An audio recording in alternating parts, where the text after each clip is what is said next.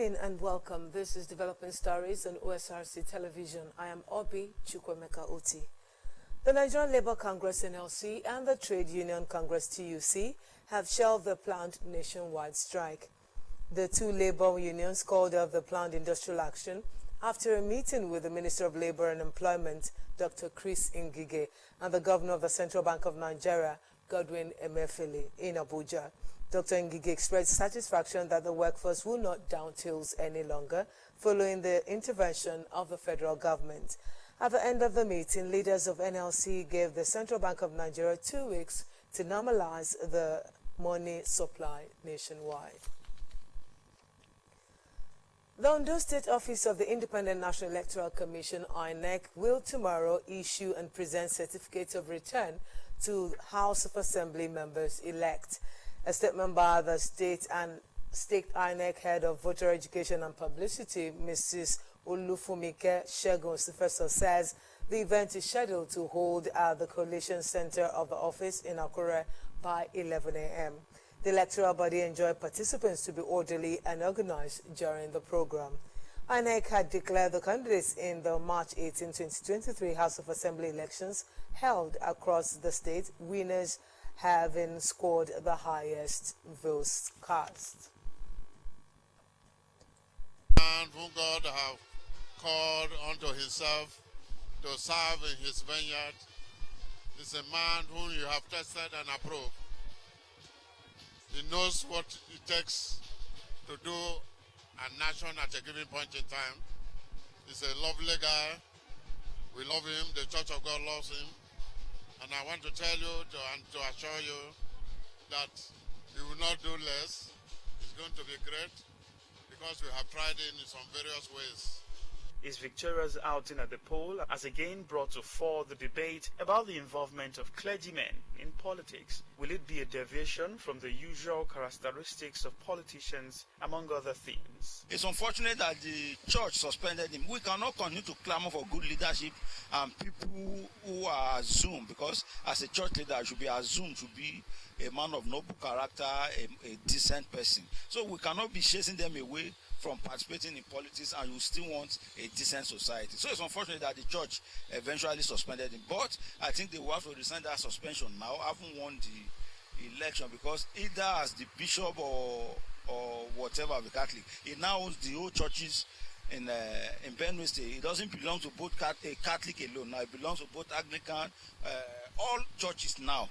Now the governor now owns the old churches in Benue State. So I think they will have to lift that suspension. Dr. Aliyah is set to write history as a second Reverend Father to become governor of Benue, following the footsteps of Reverend Father Moses Adasu, who was elected governor in 1992 before democracy was truncated by the Abacha regime in 1993. In times past, we know that theocracy was a system of government where we have rulers who are either belonging to one religion or the other. They see them as good in governance based on the faith.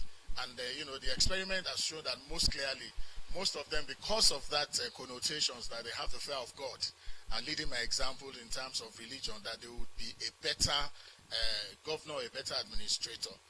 We have seen some of them, Reverend Adasu, that I said, ruled well, governed well in Benue State 30 years ago. That beyond your religion, yes, that can act as a faith-based thing, is what we expect. Competence, character, capacity to deliver. Those are the major things, ingredients that is needed, to govern. So if we see this beyond your religion affiliation and that you're capable of doing it, who cares about whether you're an agnotist or an atheist or whatever religion you say you believe in? Well, as a reverend, we would expect more or much more from him, because already he has sworn a oath. Apart from government, he has sworn a oath to the people.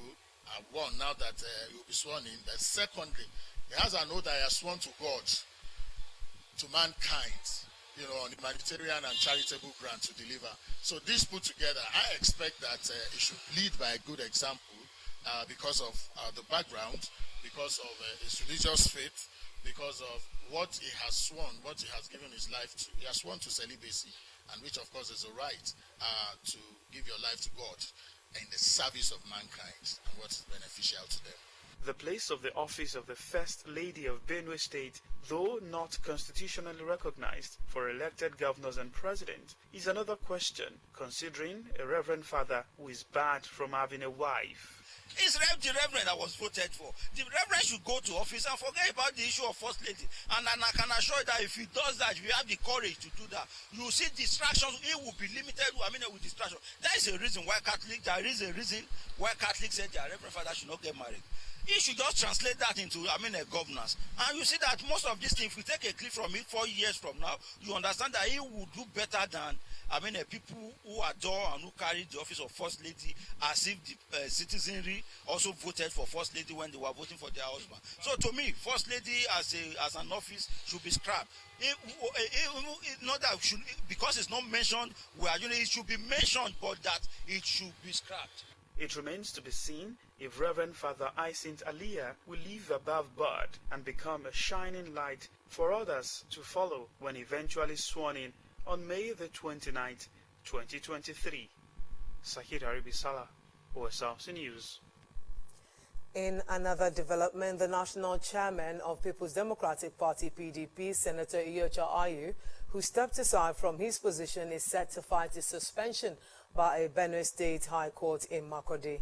Ayu Special Assistant on Communications, Simon Imwebeswam, disclosed this after the party announced the appointment of Deputy National Chairman Umar Dagum, the acting national chairman. He said Ayu would challenge the suspension order in court.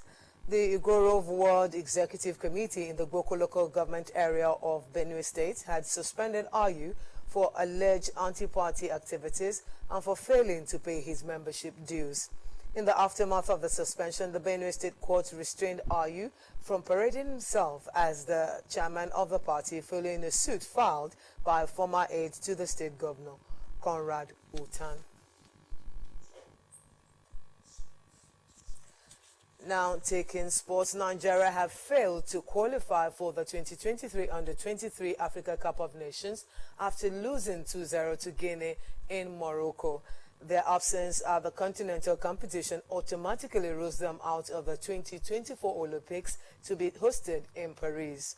The team led by Salisu Yusuf were held to a 0-0 draw by their fellow West Africans in the first leg last week at Moshood Abiola Stadium, Abuja. Nigeria will now miss the football tournament of the Olympics for the second consecutive time after failing to qualify for the last edition in Tokyo.